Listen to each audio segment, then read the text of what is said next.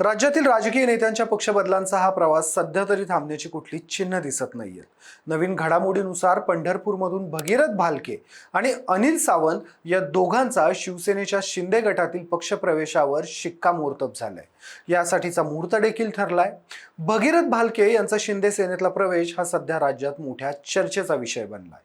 नक्की काय आहे परिस्थिती, का भगीरथ भालके हे शिवसेनेच्या शिंदे गटात प्रवेश करतायत, सगळे जाणून घेणार आहोत या व्हिडिओच्या माध्यमातून. नमस्कार, मी शशी आणि तुम्ही पाहताय cut to cut. Bhagirath Bhalke यांच्याबद्दल जाणून घेण्या अगोदर आपण भारत भालके यांच्याबद्दल जाणून घेऊयात. भारत भालके हे पंढरपूरमधील राष्ट्रवादीचे माजी आमदार राहिलेले आहेत. आपल्या एरियामध्ये त्यांनी पंढरपुरातच किंबहुना सोलापुरातच राष्ट्रवादीचा प्रभाव वाढवण्यात मोठी भूमिका बजावली होती. आमदारकीसोबतच स्थानिक सहकारी संस्थांवर देखील त्यांनी मोठा वचक ठेवला होता. मात्र 2020 मध्ये भारत भालके यांचं दुर्दैवी निधन झालं. भारत भालके यांच्या निधनानंतर पंढरपुरात झालेल्या पोटनिवडणुकीत भगीरथ भालके यांना राष्ट्रवादी काँग्रेसकडूनच उमेदवारी देण्यात आली होती. या पोटनिवडणुकीत भाजपकडून समाधान अवताडे उभे होते. भाजपच्या समाधान अवताडे यांनी या निवडणुकीत भगीरथ भालके यांचा पराभव केला. त्या कालावधीत भगीरथ भालके हे विठ्ठल सहकारी साखर कारखान्याचे चेअरमन देखील होते. त्यांनी आपल्या कारखान्यासाठी महाविकास आघाडीच्या नेत्यांकडे मदत मागितलेली, पण त्यांना ती मदत मिळाली नव्हती. त्यामुळे नाराज होऊन त्यांनी राष्ट्रवादीला सोडचिठ्ठी दिली. त्यानंतर त्यांनी तेलंगणाचे माजी मुख्यमंत्री चंद्रशेखर राव यांच्या BRS पक्षात प्रवेश केला. काही काळ ते BRS मध्ये कार्यरत देखील होते. मात्र BRSचा प्रभाव किंवा लाट ही जितक्या वेगानं महाराष्ट्रात आदळली, तितक्याच वेगानं त्या लाटेचा आवेग येऊ उसरला. पुढे भगीरथ भालके हे प्रणिती शिंदे यांच्या संपर्कात आले. त्यावेळी खासदारकीला प्रणिती शिंदे यांना पंढरपूर मंगळवेढा विधानसभा मतदारसंघातून भगीरथ भालके यांनी मोठं मताधिक्य मिळवून दिलं होतं. त्या बदल्यात प्रणिती शिंदे यांनी स्वतःचं वजन वापरून भगीरथ भालकेंना काँग्रेसकडून विधानसभेचं तिकीट मिळवून दिलं.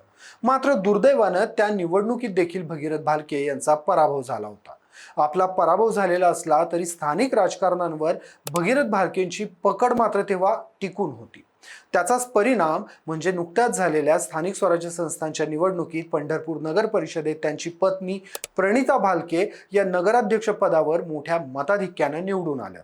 मध्यंतरीच्या काळामध्ये एक चर्चा मोठ्या प्रमाणात राज्यात चालू होती, ती म्हणजे भगीरथ भालके हे राष्ट्रवादी काँग्रेस शरद पवार गटात पुन्हा प्रवेश करणार, कारण त्यांनी शरद पवार यांची भेटही घेतली होती. ते मुळातच NCP मधले होते. नंतर व्हाया BRS ते काँग्रेसमध्ये गेले. पण काँग्रेसमध्ये असताना झालेल्या पराभवामुळे ते काँग्रेसवर देखील नाराज होते. आणि इथंच एक गंमत आहे. राज्यात मागील काही कालावधीत ऑपरेशन टायगरची चर्चा मोठ्या प्रमाणात होती.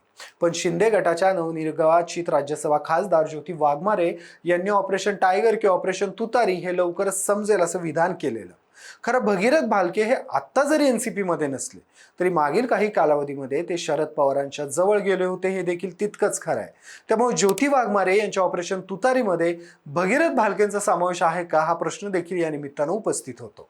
आता बोलूयात भगीरथ भालके यांच्या कारकिर्दीत झालेल्या वादाबद्दल. खरं तर भगीरथ भालके यांना त्यांच्या वडिलांचा समृद्ध राजकीय वारसा मिळाला होता.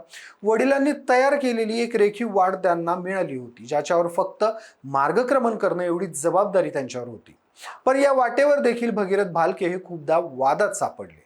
त्यांच्यावर टीका देखील झाली. भगीरथ भालके हे अध्यक्ष असलेल्या विठ्ठल सहकारी साखर कारखान्याच्या मालकीचा पेट्रोल पंप असताना देखील भालके यांनी तत्कालीन प्रभारी कार्यकारी संचालक बाळासाहेब करपे यांच्यासह सरकोली येथील भैरवनाथ पेट्रोल पंपावरून कारखान्याच्या नावानं खोट्या पावत्या तयार करत 16,000 लिटर डिझेलची खरेदी केल्याचं दाखवून 8,36,053 रुपयांचा अपहार केल्याची टीका झाली होती. तशी तक्रार संजय पाटील यांनी न्यायालयामध्ये दाखल केली होती. सोबतच दिवंगत भारतनाना भालकेंच्या निधनानंतर झालेल्या पोटनिवडणुकीत भगीरथ भालके यांचा पराभव झाला आणि भगीरथ भालके हे थेट नॉट रिचेबल झाले. 2024च्या विधानसभा निवडणुकीतही जनतेने त्यांना नाकारलं. त्यावेळी देखील काहीशी अशीच परिस्थिती राहिलेली. खरं राजकीय नेतृत्वानं रूट लेवलला सक्रिय राहणं गरजेचं आहे, जेणेकरून पराभव हा राजकारणाचा एक भाग आहे आणि एक पराभव आपलं अस्तित्व संपू शकत नाही हा विश्वास कार्यकर्त्यांना देणं देखील गरजेचं असतं. पराभवानंतर देखील जनतेची कामं करणं, कार्यकर्त्यांच्या अडीअडचणी जाणून घेणे आणि संघटना मजबूत करणे हे राजकीय नेतृत्वाकडून अपेक्षित असतं. मात्र भगीरथ भालके यांनी जनतेकडे आणि कार्यकर्त्यांकडे त्या कालावधीत पाठ फिरवल्याचा आरोप झाला होता. त्यांना पराभव पचवता येत नाही अशी टीकाही झालेली. भारत भालके हे राष्ट्रवादी काँग्रेसमध्ये असल्यानं भगीरथ भालके हे देखील आपसुकच एनसीपी मध्ये होते. तिथं विधानसभेला पराभव झाल्याने ते बीएसआर मध्ये गेले, तिथून पुन्हा काँग्रेसमध्ये गेले. मात्र तिथंही पराभव झाल्यानं ते पुन्हा शरद पवार गटाकडे जाण्याची शक्यता होती, पण आता ते शिंदे गटात जाणार आहेत. त्यामुळे भालकेंच्या अशाच धरसोड वृत्तीला कंटाळून अनेक जुन्या आणि निष्ठावंत कार्यकर्त्यांनी त्यांचा हात सोडल्याचं देखील बोललं जात आहे. भारत नानांवर जीवापाड प्रेम करणारा कार्यकर्ता हा भगीरथ भालके यांना टिकवता आला नाही असंही बोललं जात होतं. भगीरथ भालके यांच्या दलबदलूपणामुळेच अनेक कार्यकर्त्यांनी आमदार समाधान आवतडे आणि माजी आमदार प्रशांत परिचारिक यांच्या गटामध्ये प्रवेश देखील केला. ज्या नेत्याला आपली राजकीय दिशा निश्चित करता येत नाही त्याच्या मागे किती काळ राहायचं असा प्रश्न स्थानिक कार्यकर्ते विचारत असल्याचं बोललं जात आहे. सोबतच आज जरी भगीरथ भालके हे शिवसेनेच्या शिंदे गटाच्या वाटेवर असली तरी तिथं देखील ते किती दिवस टिकणार असा प्रश्न स्थानिक विचारतायत.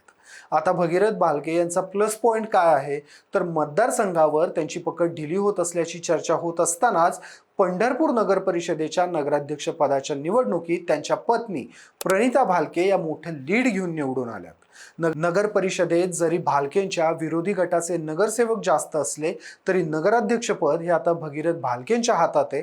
त्यामुळे कुठे ना कुठे भगीरथ भालके यांचा आत्मविश्वास या निकालामुळे वाढलाय असं म्हणता येईल.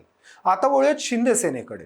भगीरथ भालके यांच्या शिंदे सेनेतील प्रवेशाचा शिंदे सेनेला काय फायदा होईल तर त्यांची वैयक्तिक ताकद वाढेल, महायुतीत त्यांचं वजन वाढेल, शिंदे अजूनही रेसमध्ये आहेत हा मेसेज जाईल. तिथंच राज्यात भाजपकडून ज्या पद्धतीने शिंदेंना डॉमिनेट केलं जात आहे त्या पार्श्वभूमीवर कुठे ना कुठे अजूनही लोकांचा आमच्यावर विश्वास आहे हे शिंदे सेनेकडून प्रेझेंट केलं जाईल. भगीरथ भालके यांनी शिंदे सेनेत प्रवेश करणं हे कदाचित भगीरथ भालके यांच्या राजकीय भविष्यासाठी सोयीचं असू शकतं. मात्र ज्या राष्ट्रवादीने ओळख दिली ती राष्ट्रवादी सोडून BRS, तिथून काँग्रेस आणि पुन्हा राष्ट्रवादी सोडून शिंदे सेनेत केले जाणारा प्रवेश हा स्वतःच्या अट्टहासापायी स्वतःच्या फायद्यासाठी राजकारणी हे कुठे ना कुठे आपली निष्ठा गहाण ठेवत नाहीयेत ना, किंवा हल्लीच्या राजकारण्यांना पक्ष विचारसरणी या गोष्टी राजकीय फायद्यापुढे शून्य वाटतात का हा प्रश्न देखील उपस्थित करतात. तुम्हाला भगीरथ भालकेंच्या शिंदे सेनेतील प्रवेशाबद्दल काय वाटतं? भालकेंच्या शिंदे सेनेतील प्रवेशानंतर पंढरपूरमध्ये शिंदे सेनेला ताकद मिळेल का? भगीरथ भालके हे शिंदे सेनेमध्ये किती काळ टिकतील मला कमेंटमध्ये नक्की सांगा. व्हिडिओ आवडला असेल तर व्हिडिओला लाईक करा, शेअर करा आणि कट टू कटला सबस्क्राईब करायला विसरू नका.